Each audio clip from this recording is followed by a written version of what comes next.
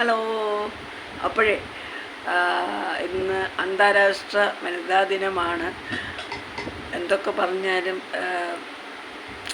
പിന്നെ വനിതകളെ എത്രയൊക്കെ ആദരിക്കുന്നു, വനിതകൾ എന്തൊക്കെ ചെയ്യുന്നു എന്ന് പറഞ്ഞാലും വനിതകൾക്കെന്നും ദുഃഖപൂർണമായ ഒരു ജീവിതം തന്നെയാണ്, അല്ലേ?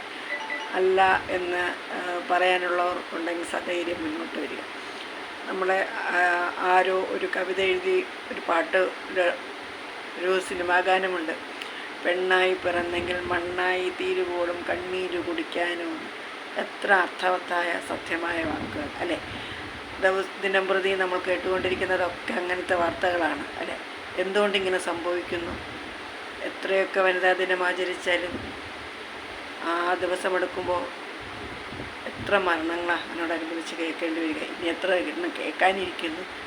ഒരു വീട്ടിലും സ്ത്രീ സുരക്ഷയല്ല.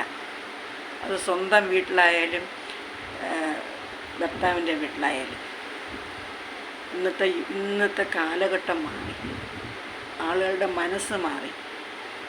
അതായത് വിവാഹ ജീവിതം എന്ന് പറയുന്നത് നമുക്കൊരു കൂട്ടിന് വേണ്ടിയിട്ടുള്ളതല്ല ഉദ്ദേശിക്കുന്നത്, മറിച്ച് വിവാഹം ഒരു ബിസിനസ്സാണ്, അല്ലേ? പെൺകുട്ടികളുടെ ജീവിതം പെൺകുട്ടികളുടെ വീട്ടുകാരെ സംബന്ധിച്ചല്ല, ആണുങ്ങളുടെ വീട്ടുകാരെ സംബന്ധിച്ച് ഞാൻ പറയുന്നതാണ്. ആൺകുട്ടികളെ കൊണ്ടുവന്ന് കല്യാണം കഴിപ്പിക്കുന്നത് എന്തിനാണെന്ന് വെച്ചാൽ അവർക്ക് ഒരു ഫിനാൻഷ്യൽ സെറ്റപ്പ് ഉണ്ടാക്കാൻ.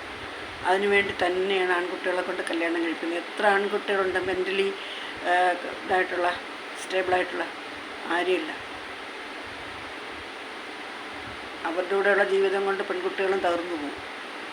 എത്ര ആക്റ്റീവായിട്ടും എത്ര സന്തോഷവതിയായിട്ടും സ്വന്തം വീടുകൾ കഴിഞ്ഞിരുന്ന പെൺകുട്ടികളെ എല്ലാം ഉള്ളിലൊതുക്കി ഒരു നിമിഷം കൊണ്ടെല്ലാം തകർന്നിട്ട് വർഷങ്ങളോളം ഇങ്ങനെ ഉള്ളിൽ അടക്കി ഒതുക്കി ജീവിക്കുന്നുണ്ട്.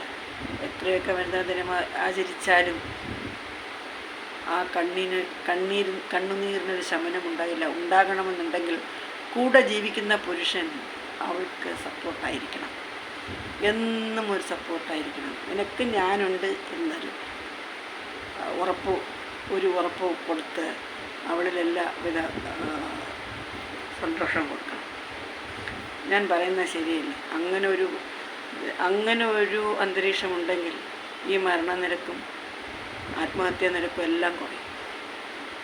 ശരിയല്ലേ? ഈ വനിതാ ദിനത്തിൽ വനിതകളെ നിങ്ങൾ ഉണർന്ന് പ്രവർത്തിച്ച് ചിന്തിക്കും, കേട്ടോ. എനിക്ക് പറയാനുള്ളത് ഇത്രയേ ഉള്ളൂ. ആരും തളർന്നിരിക്കരുത്. ഓക്കെ, നമുക്ക് കാണാം.